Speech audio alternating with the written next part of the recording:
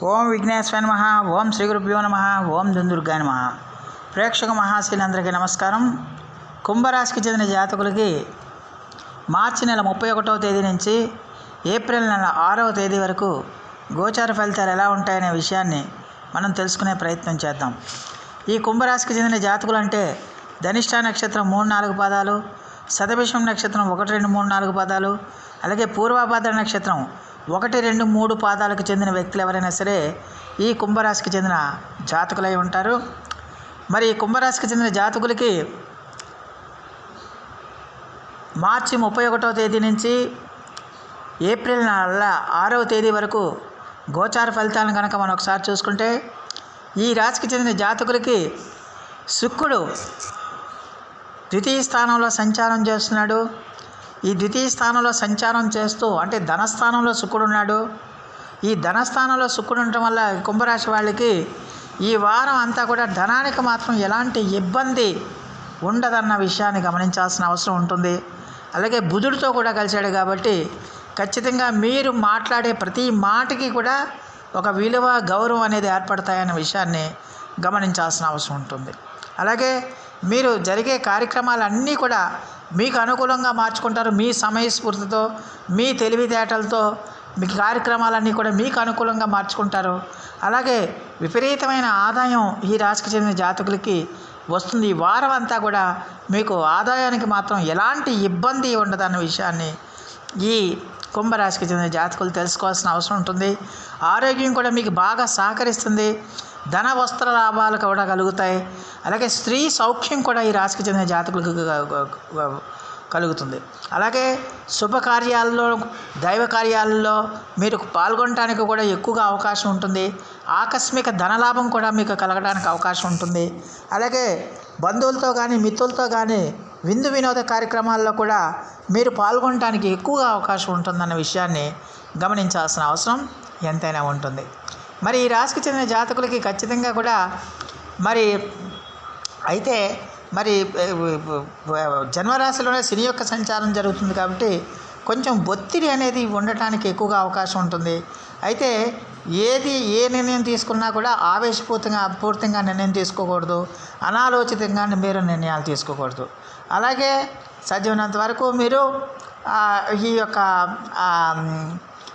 సాధ్యమైనంత వరకు మీరు కొంచెం ఆవేశాన్ని తగ్గించుకోవాలి. ఆలోచన చేసుకుంటూ మీరు ముందుకెళ్లాల్సిన అవసరం ఎంతైనా ఉంటుంది. ఎలాంటి సమస్య ఉన్నా కూడా మీరు ప్రతిదాన్ని కూడా ఆలోచన చేసుకుని ముందుకు వెళ్ళడం అనేది మీకు మంచి ఫలితాలను ఇస్తుందన్న విషయాన్ని గమనించాల్సిన అవసరం ఎంతైనా ఉంటుంది.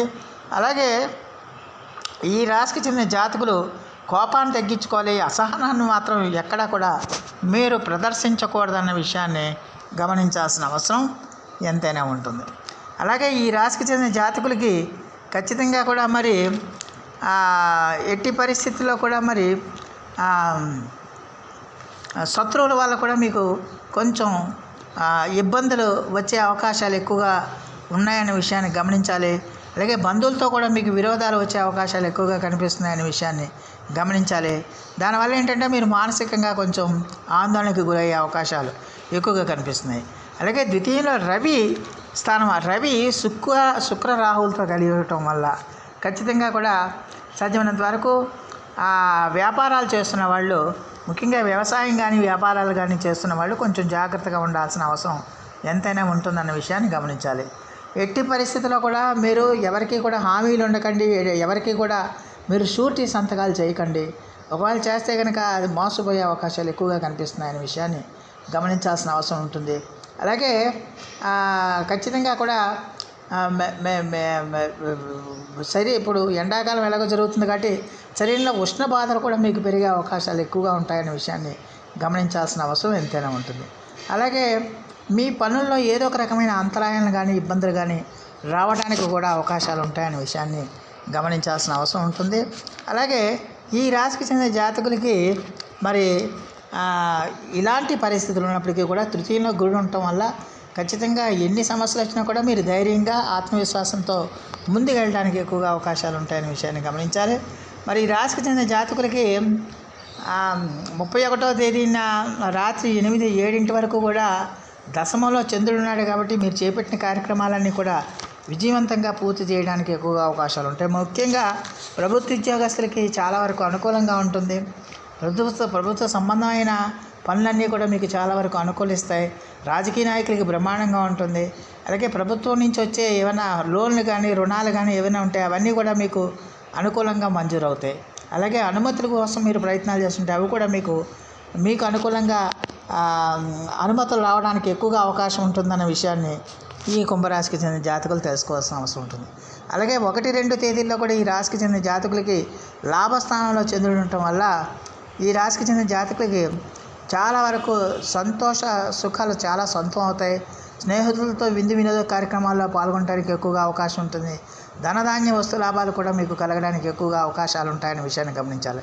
చాలా హ్యాపీగా సంతోషంగా గడపడానికి ఎక్కువగా అవకాశం ఉంటుందన్న విషయాన్ని గమనించాల్సిన అవసరం ఉంటుంది.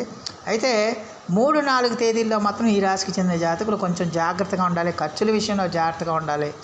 ప్రయాణాల్లో కానీ ఇతరత్రా కానీ అనాలోచిత ఖర్చులు రావడానికి ఎక్కువగా అవకాశం ఉంటాయి. ఖర్చులు పెరగడానికి ఎక్కువగా అవకాశాలు ఉంటాయి. కాబట్టి ఖర్చులను అదుపులో ఎంచుకోవాల్సిన అవసరం ఎంతైనా ఉంటుంది. అలాగే 5-6 తేదీల్లో కూడా ఈ రాశికి చెందిన జాతకులకి చాలా వరకు అనుకూలమైన ఫలితాలు ఉంటాయనే విషయాన్ని గమనించాలి. అలాగే శరీర సుఖం పెరుగుతుంది, ఆరోగ్యం మీకు సహకరిస్తుంది, సంతోషం బాగా పెరుగుతుంది. అలాగే మీ మాటకి విలువ గౌరవం పెరుగుతుంది, సమాజంలో మీ కీర్తి ప్రతిష్టలు ఇనుమడిస్తాయి.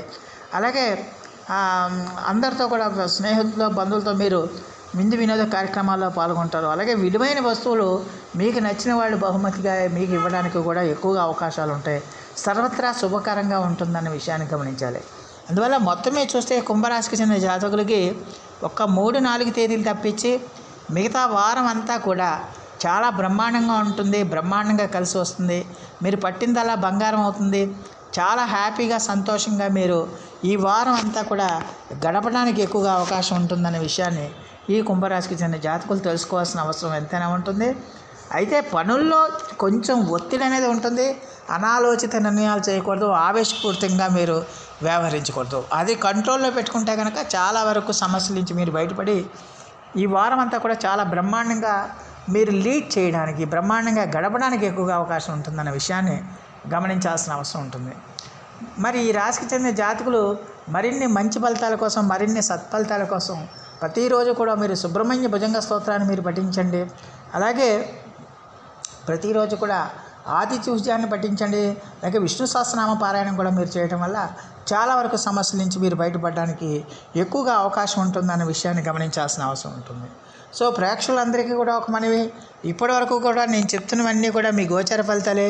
మీ వ్యక్తిగత జాతకం అనేది ఒకటి ఉంటుంది. మీ పుట్టిన తేదీ, పుట్టిన సమయం, పుట్టిన ఊరిని బట్టి మీ వ్యక్తిగత జాతకం ఆధారపడి ఉంటుంది. కాబట్టి ప్రతి ఒక్కరూ కూడా మీ వ్యక్తిగత జాతక పరిశీలన చేయించుకుని అక్కడ జరిగే దశాంతర ఫలితాలు, ఇక్కడ ఈ గోచర ఫలితాలు 2 ఫలితాలను బేరీజు వేసుకుని ఆ మేరకు మీరు ఉపచారాలు చేయడం అనేది చాలా వరకు మేలు చేస్తుందన్న విషయాన్ని గమనించాల్సిన అవసరం ఉంటుంది.